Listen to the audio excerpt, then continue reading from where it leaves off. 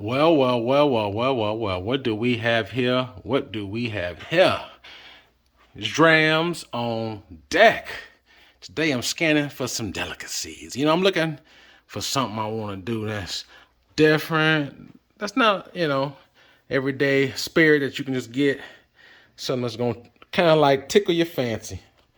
What we got? We got the musket. Oh, I've been this my kick lately. I've been on my scales really heavy. I got my rum action here. What do I want? Oh, okay. I got what we got right here. This number 4 is in the building. You see it. You see it sitting at 43%. Hennessey Master Blenders number 4. I got the number 3 behind it. I already did that review. So now it's your turn. Number 4, Hennessey Master Blenders. This one is going to be a good one right here, y'all. Let's go. We're back at it again. Another hot review for you. Drams on deck. Today, y'all. Today we got a hitter in the building. Today we got the Hennessey Master Blenders number 4 is in the building. Yes, sir. But unlike most cognac, this one right here is sitting at 43%. Most cognacs are not. Most cognacs are actually 40%. But this one right here is aged in red oak cask, and it's bottled at 43% to help bring out the flavors and help round out. So I actually like that. If you know me, I'm in high proof. So, anything I can get that's above 40 is a plus.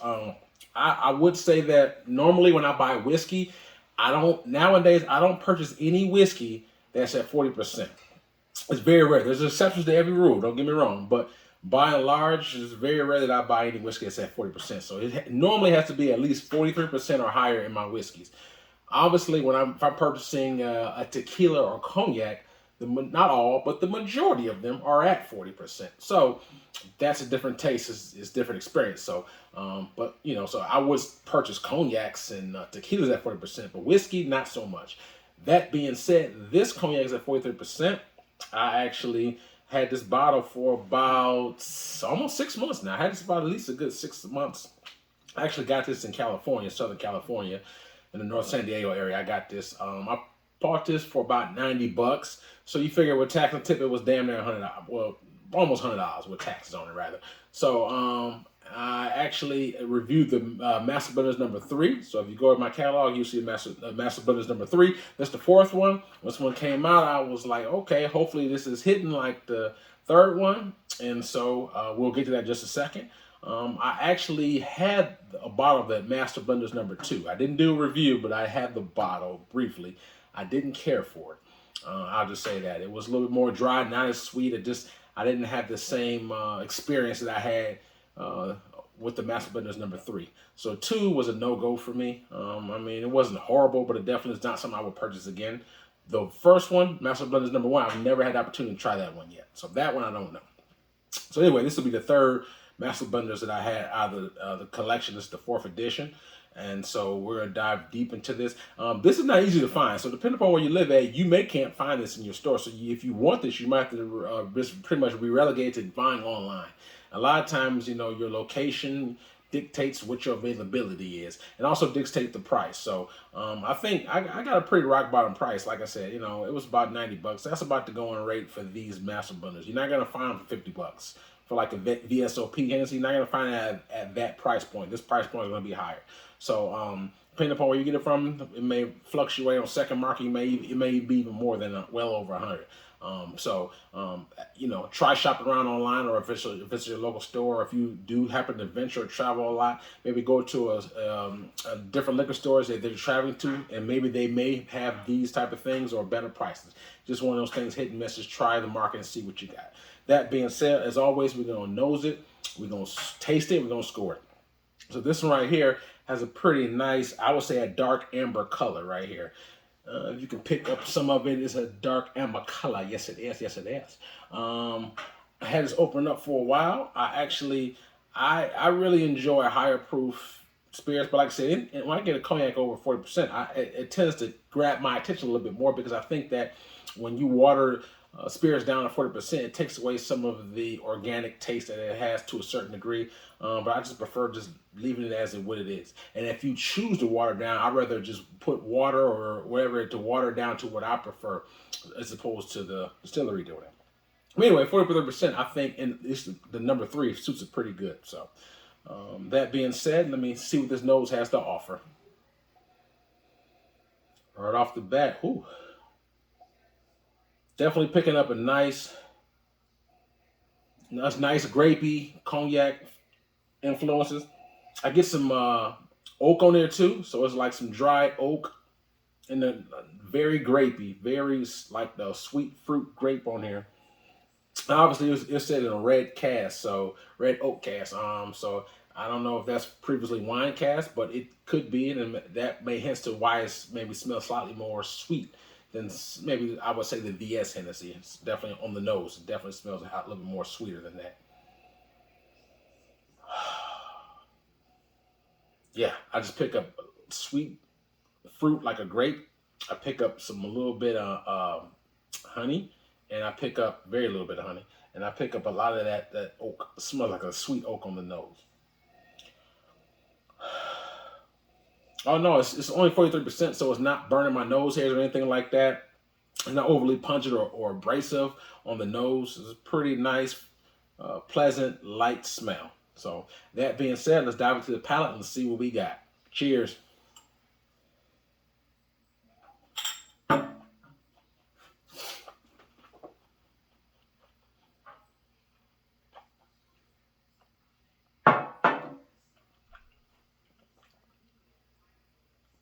Mm. Damn. Damn, that's good. Wow. It is creamy. It's a nice thick creaminess to it.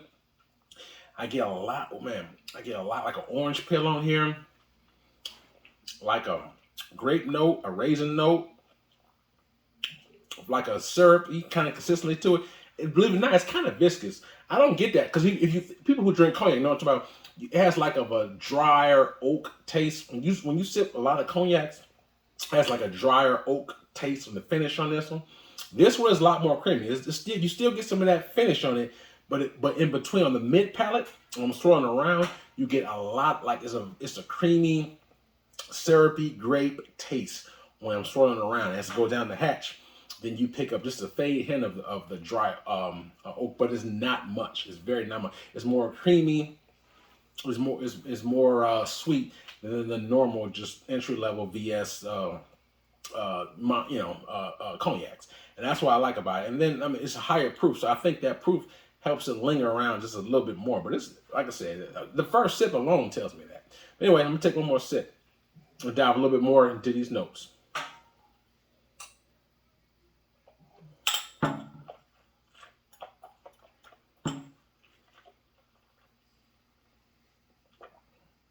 Mm. Mm.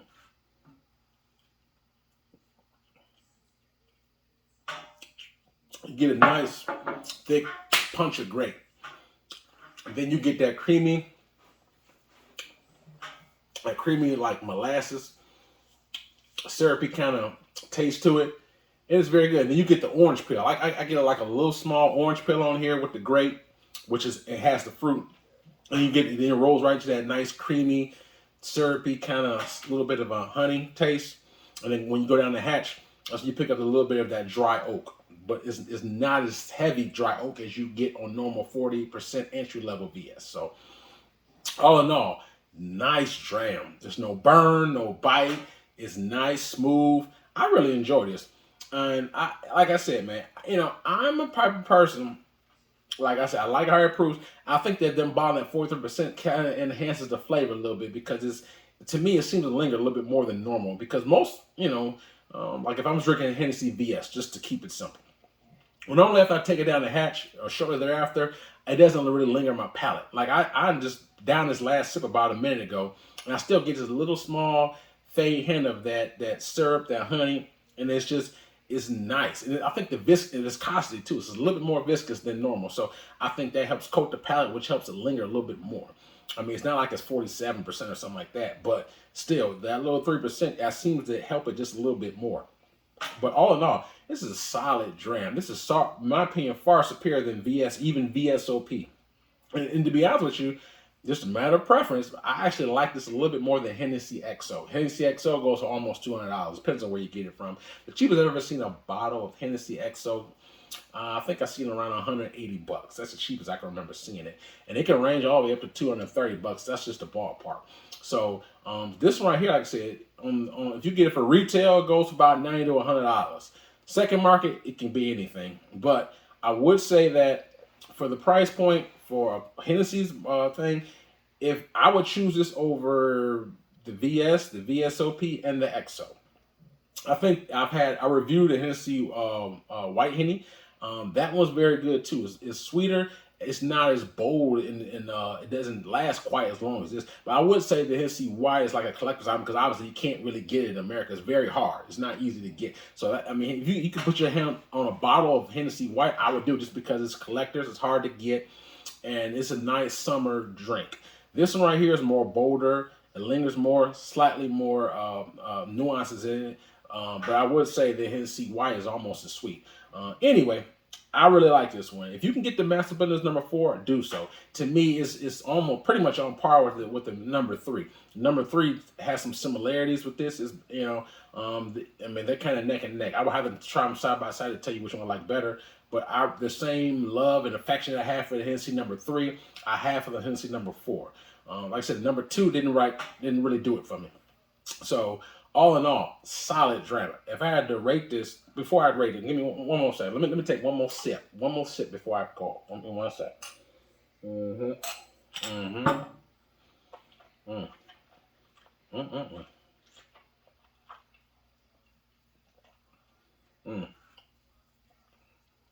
Damn. I love that sweetness on the mid palate. When I swirl around, it's the mid palate for me. That mid palate for me. When I swirl around it, that's the best part. Entry level, you get the grape, the orange. Mid palate, you get that molasses, that syrupy, that viscosity is going down on my palate in the mid area. Anyway, back to what I was saying. Rate this 1 out of 10, 10 being the best for me. Now keep in mind, when I rate this, if I rate something like an 8 or 9 on a whiskey scale, that's obviously, I'm only comparing it to whiskey. So this rating scale I'm going to give you is only on cognacs.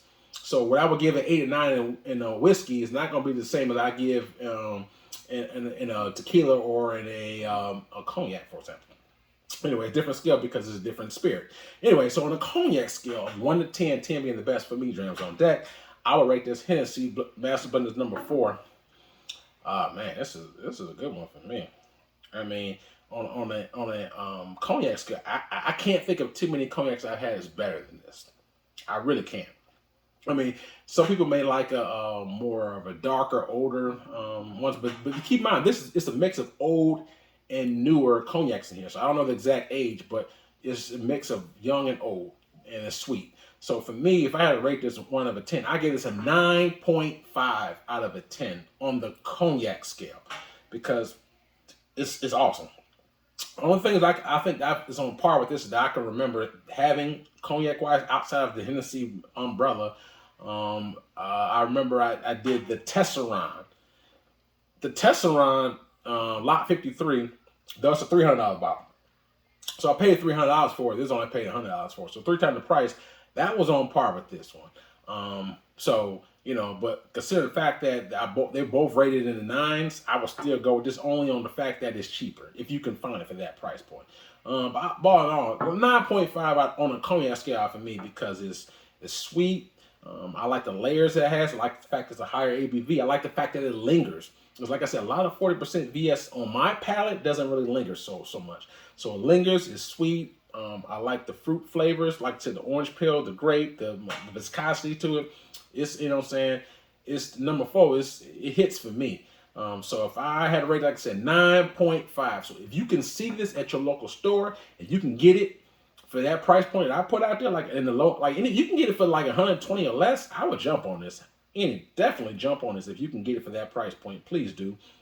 If you're a cognac fan, if you want just something that, because even these are collectors. This is not as obscure and rare as a white Henny in the United States, of course, but it's still rare enough that they come out once a year. It's a certain amount, and after that, they don't really come out with more of it. So I would say, yeah, if you see it, try it. If you like it, stock up on it. Just so you know, I bought myself another bottle before I left. So I have this.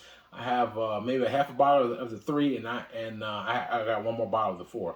Just because I really like it. It's a good thing because I've been out here in the Midwest for a little over a month now, and I have not seen this anywhere. So I would be relegated to getting it online if I didn't stock up and get another bottle. But all in all, Hennessey Blenders, thumbs up for me. It hits. So hopefully you got somebody to review. And tell me your opinion. So hit me in the comment blocks and tell me your opinions of this Hennessey 4 or other Hennessey. If you had the 1, the 2, or the 3, you can hit me and let me know your thoughts on those, because I really want to know what you guys think about it. I really like interacting with you guys. So please hit me up and let me know. Also in my comment box, I also hit me in the comment box for that. Also, I also have a Cash App Patreon if you choose to support.